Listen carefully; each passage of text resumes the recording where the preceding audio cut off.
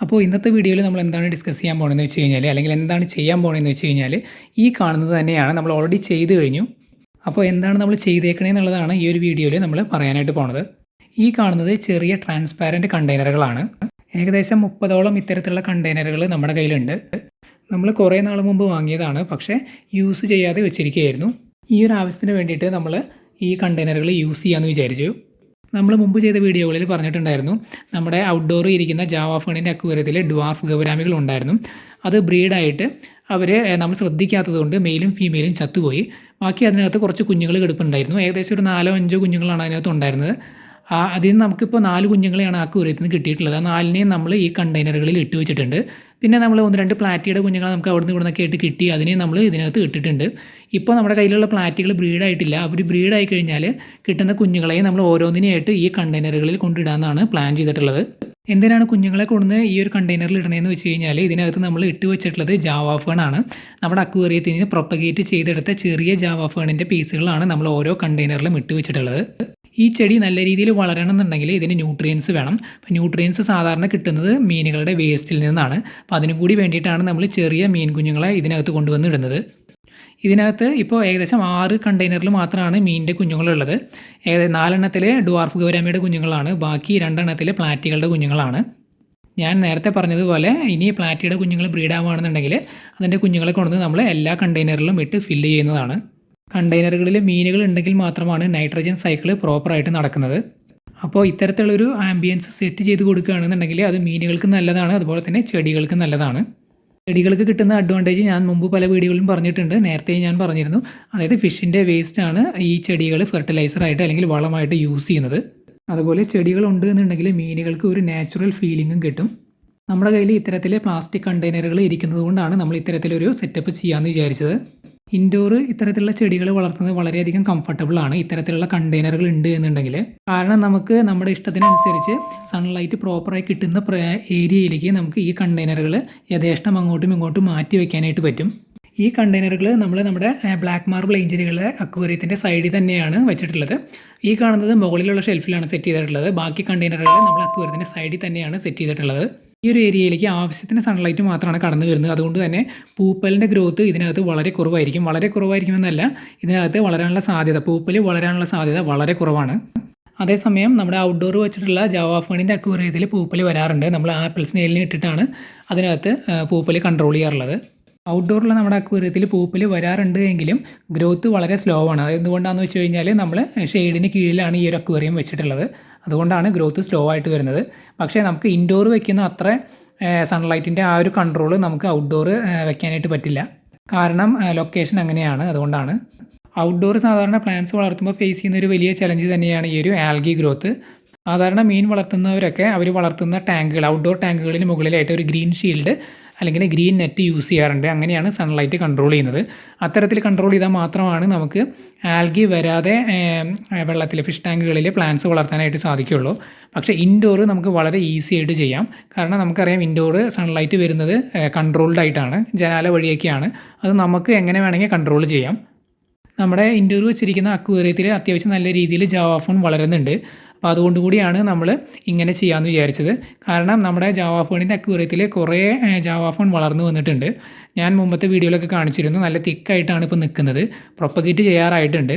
അത് നമ്മൾ ഫുള്ളായിട്ട് പ്രൊപ്പഗേറ്റ് ചെയ്യുകയാണെന്നുണ്ടെങ്കിൽ ഇനിയും ഒരു 1-2 അക്വേറിയങ്ങളിലേക്കുള്ള പുതിയ പ്ലാന്റ്സ് അതിനകത്ത് ഉണ്ടായിട്ടുണ്ട്. അപ്പോൾ നമ്മൾ പുതിയൊരു അക്വേറിയം അല്ലെങ്കിൽ 1-2 അക്വേറിയം, വലിയ അക്വേറിയങ്ങൾ സെറ്റ് ചെയ്യാമെന്നാണ് വിചാരിക്കുന്നത്. എന്നിട്ട് ജാവ ഫേൺ പ്രൊപ്പഗേറ്റ് ചെയ്ത് അതിലേക്ക് ട്രാൻസ്ഫർ ചെയ്യാമെന്നാണ് വിചാരിക്കുന്നത്. കാരണം അത്രയ്ക്കും അധികം നമ്മുടെ അക്വേറിയത്തിൽ ഉണ്ടായിട്ടുണ്ട്. ആ സെയിം അക്വേറിയങ്ങളിൽ നിന്ന് തന്നെയാണ് നമ്മൾ ഈ കാണുന്ന ചെറിയ കണ്ടെയ്നറുകളിലേക്കുള്ള എല്ലാ ജാവ ഫേണും നമ്മൾ പ്രൊപ്പഗേറ്റ് ചെയ്ത് എടുത്തിട്ടുള്ളത്. ചെറിയ പീസുകളാണ്, ഈ കാണുന്ന ചെറിയ പീസുകളാണ് നമ്മൾ പ്രൊപ്പഗേറ്റ് ചെയ്തെടുത്തിട്ടുള്ളത്. അപ്പോൾ നമ്മൾ പ്രൊപ്പഗേറ്റ് ചെയ്തെടുത്ത എല്ലാ പീസുകളും ഇത്തരത്തിൽ ചെറിയ കണ്ടെയ്നറുകളിലും അതുപോലെ തന്നെ നമ്മുടെ വേറെയും വലിയ കണ്ടെയ്നറുകളുണ്ട്. അപ്പോൾ വലിയ കണ്ടെയ്നറുകളിൽ നമുക്ക് വലിയ പീസുകൾ ഇടാനായിട്ട് പറ്റും. അപ്പോൾ അങ്ങനെ ഇൻഡോറും നമ്മൾ ഇതിനെ വളർത്താമെന്നാണ് വിചാരിക്കുന്നത്. അപ്പോൾ ഇത്തരത്തിൽ ചെടികൾ ഇട്ട ശേഷം നമ്മൾ ചെറിയ മീനുകളെ എന്തെങ്കിലും ഇട്ട് കൊടുത്താൽ മതി. ഇപ്പോൾ ഷ്രിമ്പുകൾ ഉണ്ടെന്നുണ്ടെങ്കിൽ നമുക്ക് ഷ്രിമ്പിനെയൊക്കെ ഇടാം.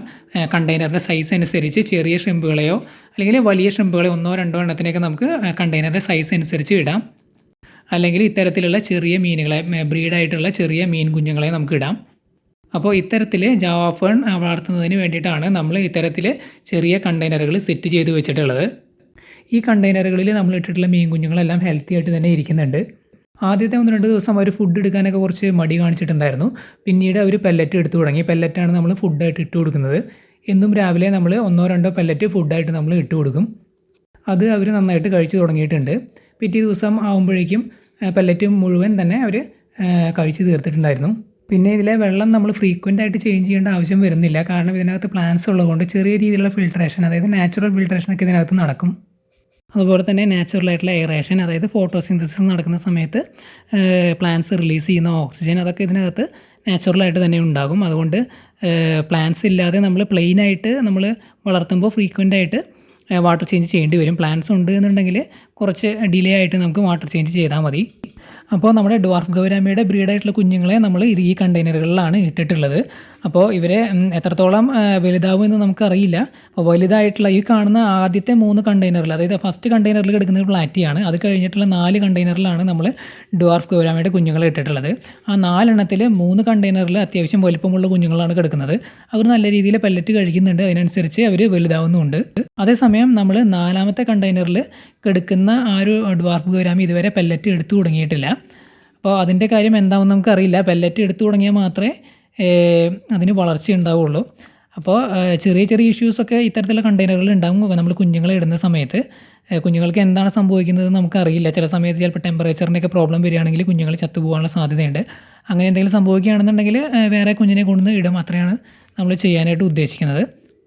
മുമ്പ് നമ്മൾ ജാവ ഫേണിൻ്റെ അക്വേറിയത്തിൽ, അതായത് ഡ്വാർഫ് ഗൗരാമികൾ ഇടുന്നതിന് മുമ്പ് നമ്മൾ ഇട്ടിട്ടുണ്ടായിരുന്ന പ്ലാറ്റികളായിരുന്നു. നല്ല രീതിയിൽ ബ്രീഡായിട്ട് കുഞ്ഞുങ്ങളുണ്ടായിരുന്നു. അത്തരത്തിൽ കുഞ്ഞുങ്ങൾ ഉണ്ടാവുകയാണെന്നുണ്ടെങ്കിൽ നമുക്ക് ഈസി ആയിട്ട് ഇത്തരത്തിലുള്ള കണ്ടെയ്നറുകളിലേക്ക് ബ്രീഡായ കുഞ്ഞുങ്ങളെ കൊണ്ടുവന്ന് ഇടാൻ സാധിക്കുന്നതാണ്. ഇപ്പോൾ നമ്മുടെ ജാവ ഫേണിൻ്റെ അക്വേറിയത്തിൽ നമ്മൾ 5 പ്ലാറ്റികളെയാണ് ഡിവൈഡ് ചെയ്ത് ഇട്ടിട്ടുള്ളത്. അതായത് 2 അക്വേറിയത്തിൽ 5 എണ്ണം വീതമുണ്ട്. പക്ഷേ നമ്മൾ 1 ഡസൻ പ്ലാറ്റികളെ കൂടി മേടിക്കാനായിട്ട് ഉദ്ദേശിച്ചിട്ടുണ്ട്. നമ്മൾ അടുത്ത് തന്നെ മേടിച്ച് കഴിഞ്ഞാൽ നമ്മൾ ഉടൻ തന്നെ വീഡിയോ ചെയ്യുന്നതായിരിക്കും. 1 ഡസനും കൂടി നമ്മൾ അഡീഷണൽ മേടിക്കാമെന്ന് വിചാരിച്ചത് ജാവ ഫേണിൻ്റെ പെട്ടെന്നുള്ള വളർച്ചയ്ക്കും അതുപോലെ തന്നെ ബ്രീഡിങ്ങും ഉദ്ദേശിച്ചാണ്.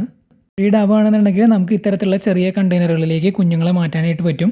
പിന്നെ നമ്മൾ ഷ്രിമ്പുകളെയും മേടിക്കാമെന്ന് വിചാരിക്കുന്നുണ്ട്. ഷ്രിമ്പുകളെ വാങ്ങിയിട്ട് ഇത്തരത്തിലുള്ള ജാവ ഫേണിൻ്റെ കണ്ടെയ്നറുകളിൽ ഇട്ടിട്ട് ടെസ്റ്റ് ചെയ്ത് നോക്കാമെന്ന് വിചാരിക്കുന്നുണ്ട്. ഷ്രിമ്പുകളെ കുറിച്ചുള്ള പല വീഡിയോസും ഞാൻ കണ്ടിരുന്നു. അതിലെല്ലാവരും പ്ലാന്റ്സ് ആയിട്ട് യൂസ് ചെയ്യുന്നത് ഫോക്സ് ടെയിൽ പോലുള്ള പ്ലാന്റ്സ് ആണ്. അത്തരത്തിലുള്ള പ്ലാന്റ്സ് ഇവർ കഴിക്കുമെന്ന് നമ്മൾ കേട്ടിട്ടുണ്ട്. പക്ഷേ ജാവ ഫേണിൻ്റെ അവസ്ഥ എങ്ങനെയാണെന്ന് നമുക്കറിയില്ല. ഈ കാണുന്ന കണ്ടെയ്നറിൻ്റെ വലിയ സൈസ് നമ്മുടെ കയ്യിലുണ്ട്. ഒന്നുകിൽ നമ്മൾ ആ ഒരു കണ്ടെയ്നർ ആയിരിക്കും ഷ്രിമ്പുകൾ ഇടാനായിട്ട് യൂസ് ചെയ്യുന്നത്, അല്ലെങ്കിൽ നമ്മുടെ കയ്യിൽ ഒരു ഗ്ലാസിൻ്റെ ബീക്കൺ ഉണ്ട്. അപ്പോൾ അതിനകത്തായിരിക്കും നമ്മൾ സെറ്റ് ചെയ്യുന്നത്. അപ്പോൾ നമ്മൾ സെറ്റ് ചെയ്യുന്ന സമയത്ത് തീർച്ചയായിട്ടും നമ്മൾ ഒരു വീഡിയോ ചെയ്ത് അപ്ലോഡ് ചെയ്യുന്നതായിരിക്കും. ഈ ഒരു വീഡിയോ ഇവിടെ അവസാനിക്കുകയാണ്. വീഡിയോ എല്ലാവർക്കും ഇഷ്ടപ്പെട്ടു എന്ന് വിചാരിക്കുന്നു. പുതിയൊരു വീഡിയോ ആയിട്ട് നമുക്ക് വീണ്ടും കാണാം.